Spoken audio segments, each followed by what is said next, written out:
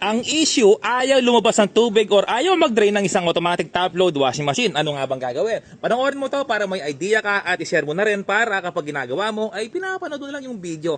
Okay, so bali, ito po yung kanyang plug. I-plug na po natin.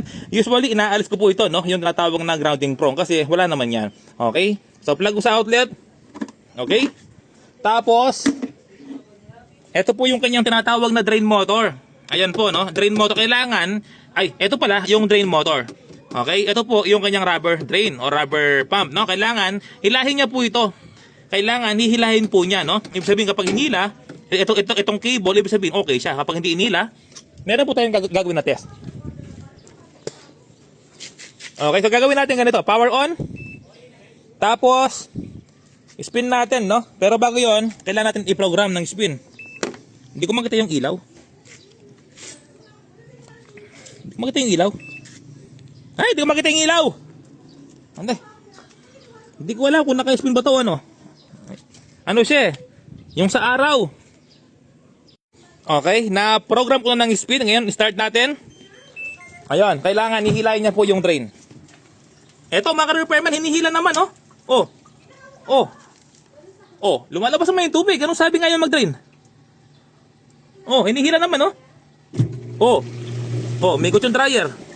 Umikot yung dryer kahit na may laman. Nako, sira yung water level sensor niya kapag ganyan. Umikot kahit may laman na tubig. Okay, kapag ganyan mga ka-repairman, hindi po accurate, no? Yung kanyang water level sensor. So sira po 'yon. Okay, so ipapakita ko po sa inyo, no?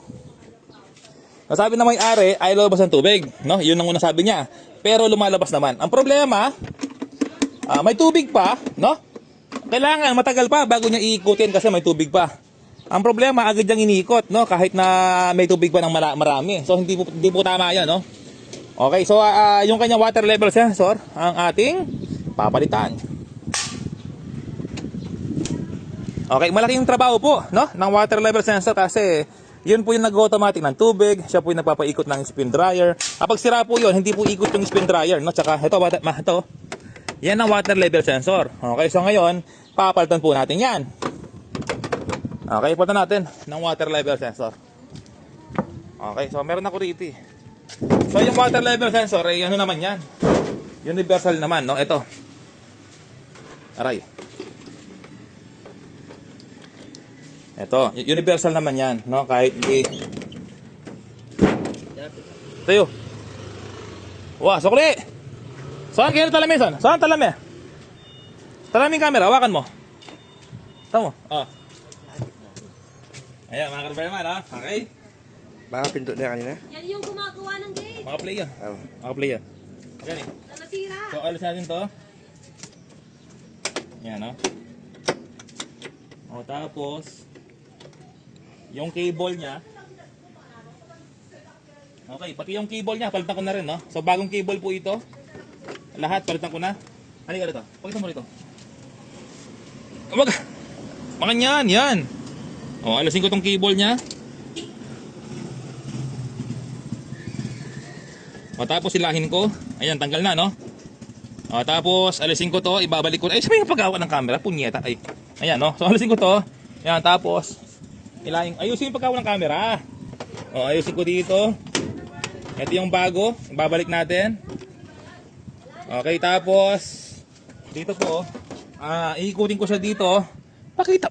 Yan, iikot ko dito. Na-stress ako sa bagong cameraman ko, no?